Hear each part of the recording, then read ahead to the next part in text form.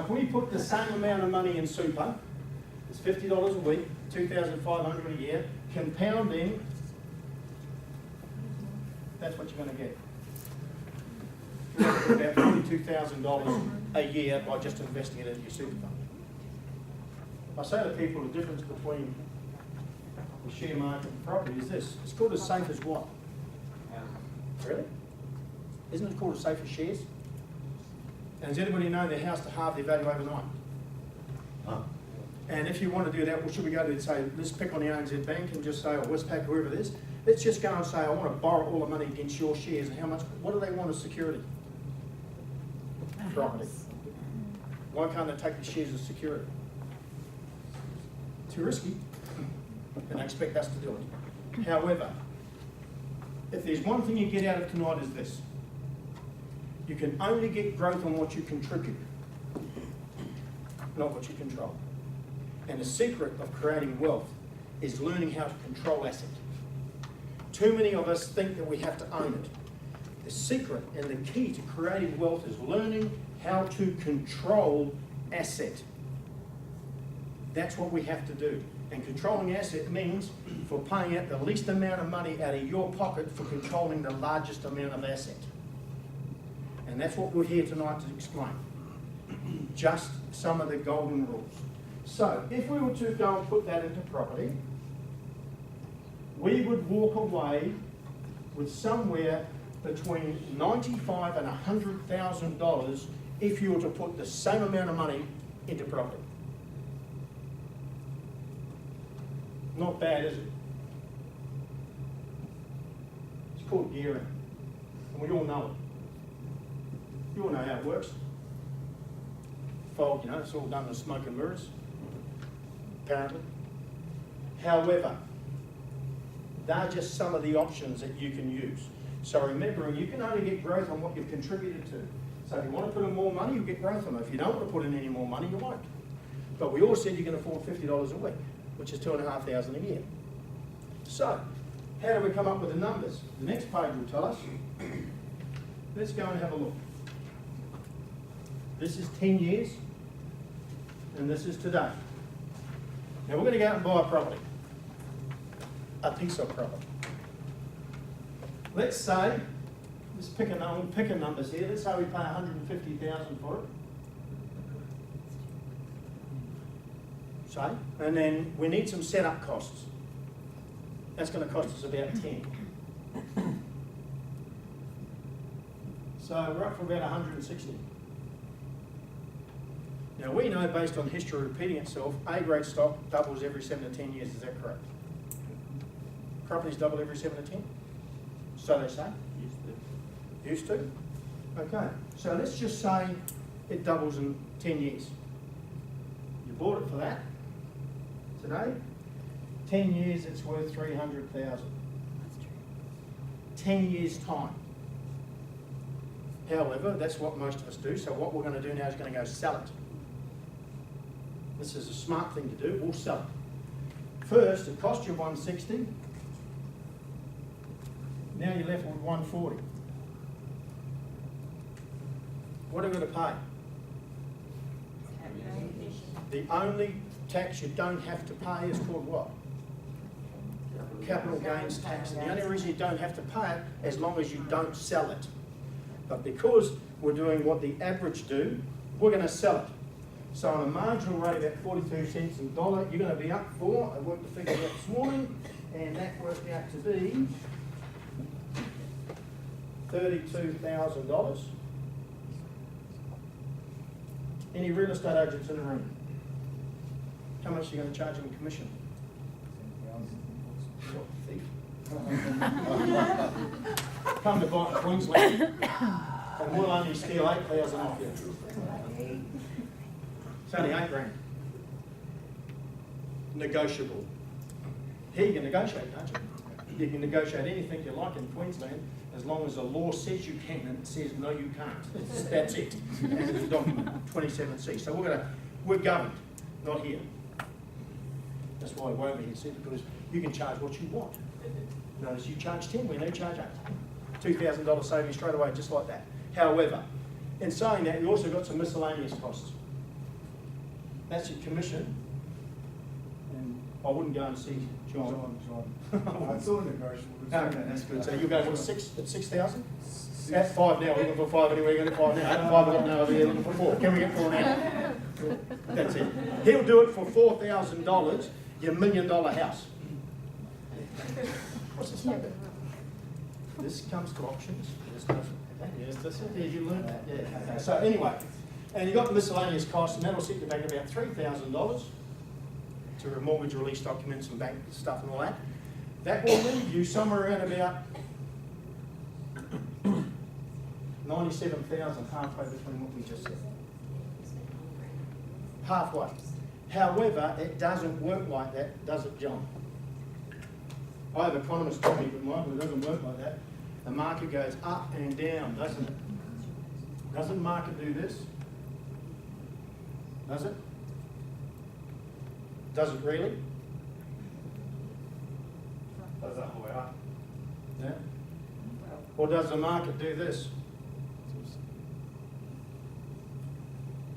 What do you think it does? You zoom out over a 100-year period, the only way market travels is up. Since King Henry I, it's gone up 1,446%. Outbeats everything. However, we're not going to be around in 1400. I wasn't alive. So what you have to look at, though, is this. The reason most of us don't invest, now we did a survey, the reason most of us don't want to invest in real estate, or we get nervous about it, is because of what? Who would like to know when to get in?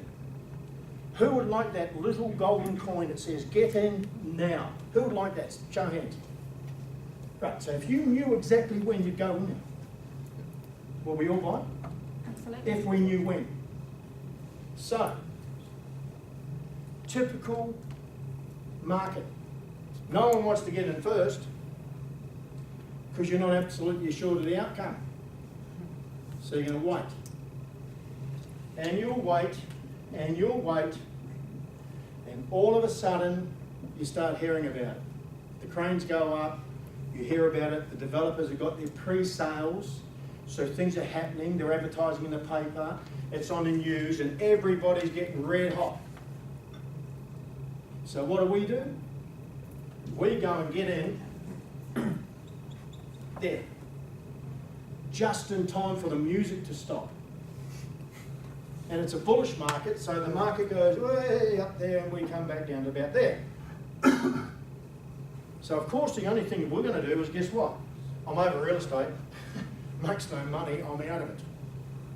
You know, I bought it, blah, blah, blah, all that. We hear about it all the time. What happens? You sell it there. Just in time for someone to come along and go, thank you very much. They wait, they hold, and guess what happens? Off it goes.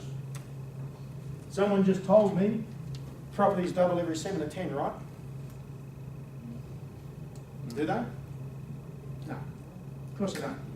They double every 3 to 4. Because that's when they double. Right there. The only problem is, if you don't get your timing right, you buy it here, you have to wait to there, which is about 10 years or more.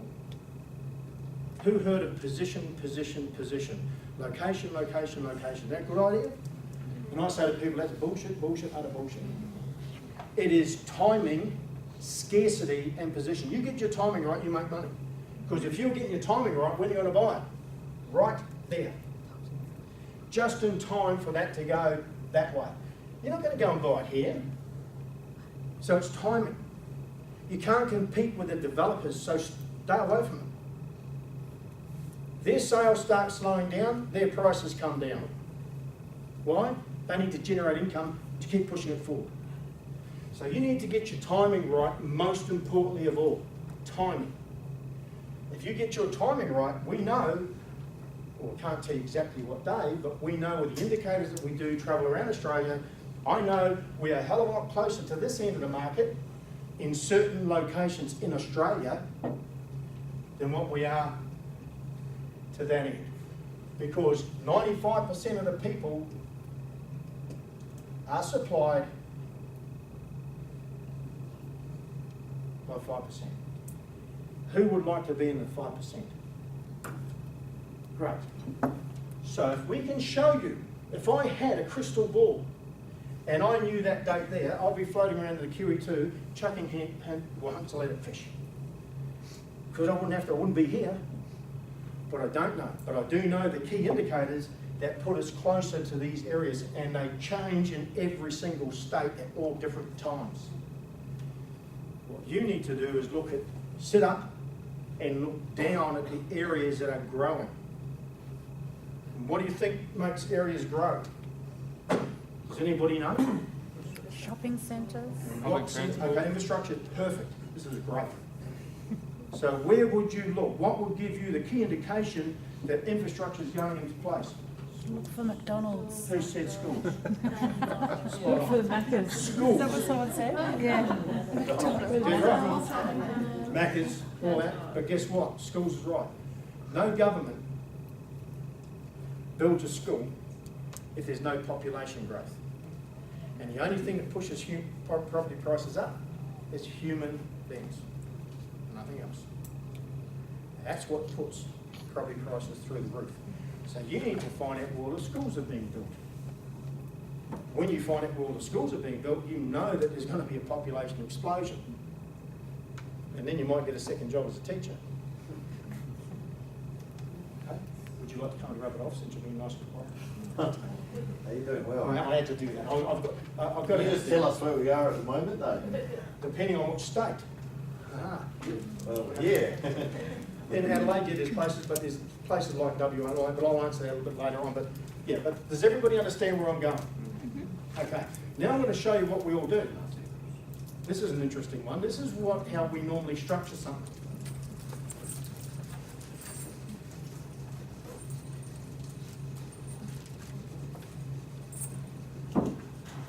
A good thing about learning how to control asset is this. Just learning how to control it. Okay? Everybody's heard of negative gearing, haven't they? Your typical market, you know. That's what it does.